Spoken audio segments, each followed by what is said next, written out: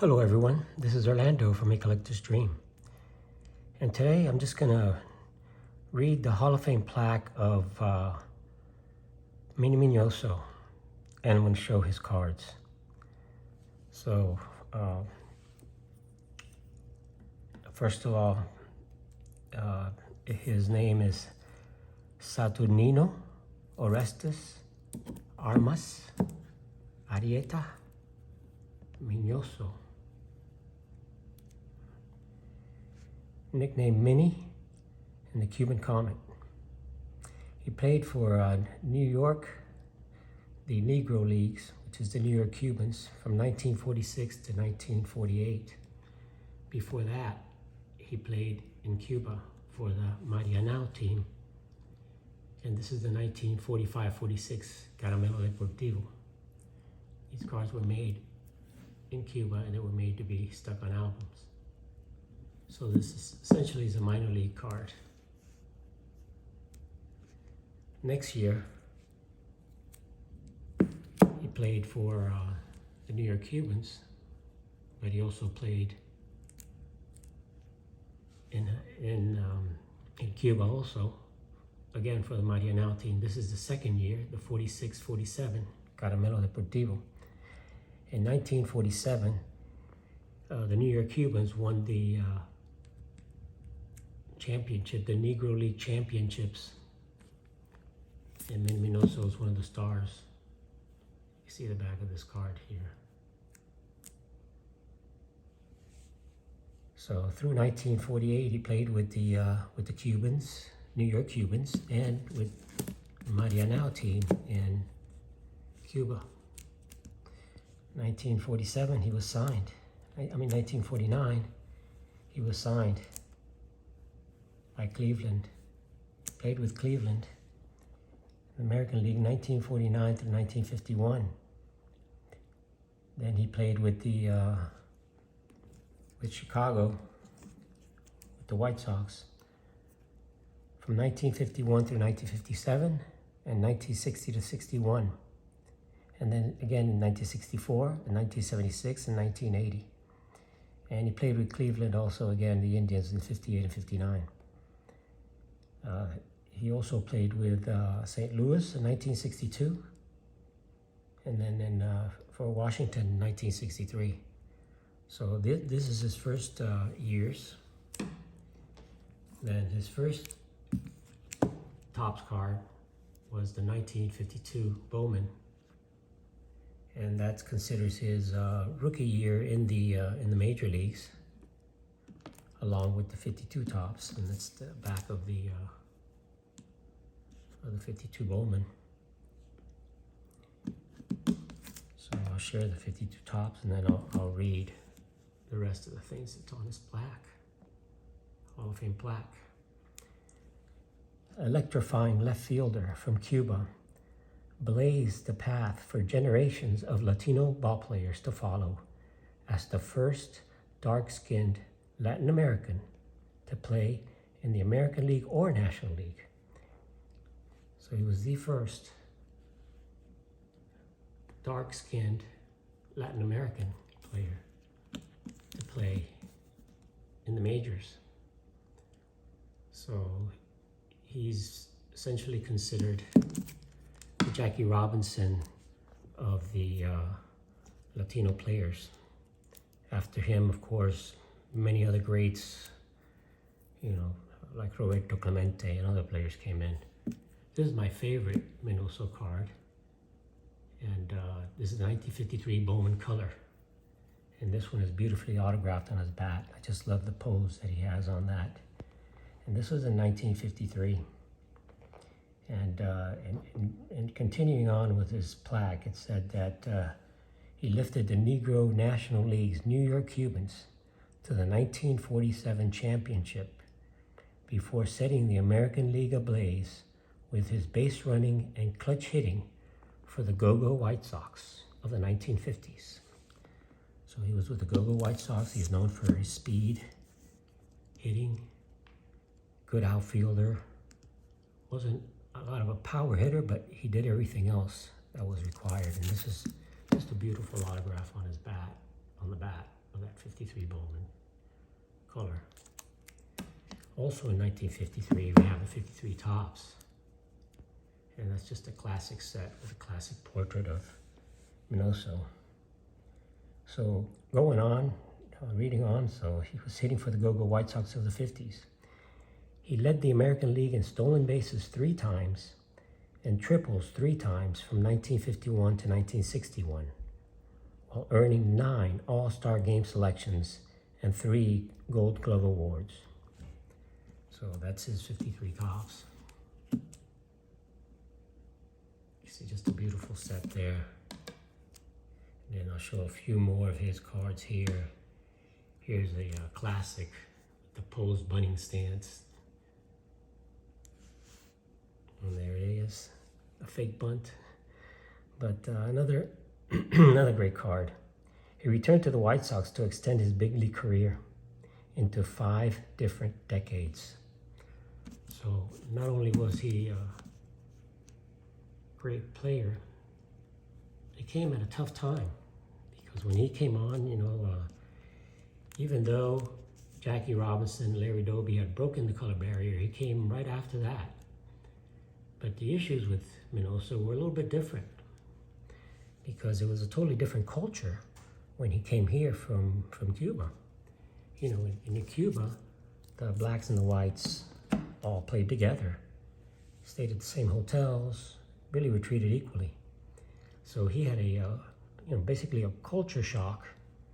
And then again, being Cuban, he didn't speak the language, so had to learn English, had to deal with the being a black ball player, and dealing with the different cultural issues that were going on. So a lot more issues involved. He had to go through a lot more than most ball players did. Here's his 1957 Topps. So again, he played for 5 decades, played for over 20 major league seasons. He ended up hitting .299 with 195 homers, 216 steals, and a .387 on-base percentage. So great stats, almost 300 lifetime batting average over a 20-year period. But overall, it's what he actually did. This is a 1958 Minoso. It's what he represents and what he did. Very similar to a Jackie Robinson. Just had a few other issues due to his being from another country. But he paved the way for a lot of other Latin players to come and play in major leagues, the dark-skinned Latin players, because there were other white-skinned players from Cuba or from other Caribbean countries, but not black. So he was really the like I said, the first dark-skinned Latin American to play in the majors. Here's his 1961 card here, and here he's with the White Sox, because mainly his career was with the White Sox and the Indians. That's a 1960, sorry. Here's the 61, and the 61 is autographed. One of the things with Minoso is, he was just a gentleman, great guy.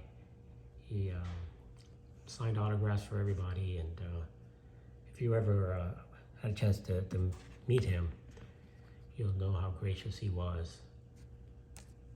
He's just so happy to be in this country and have the opportunity to play in the major leagues. So this is his 1963 card. 1963, he went to play for the Cardinals.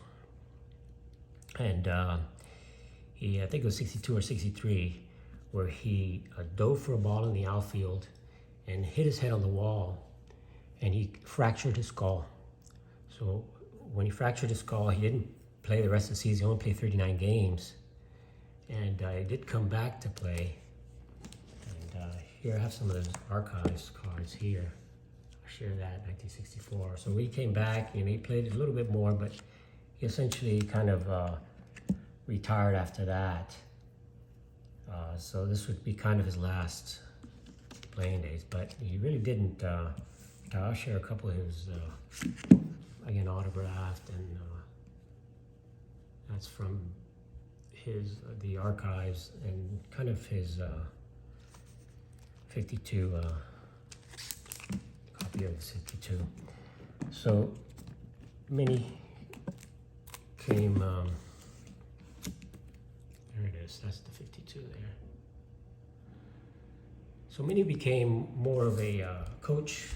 Went to Mexico and Cuba and kind of coached their player coach, because he went on to play, you know, in other countries and continued to play throughout. And then in the 70s, in 1976, let's see, in 1976, the White Sox decided to come kind of like a stunt thing, and they brought him on, and he actually batted, made 8 plate appearances. He got a hit in 1976, which made him a 4-decade player. So he played there for 4 decades.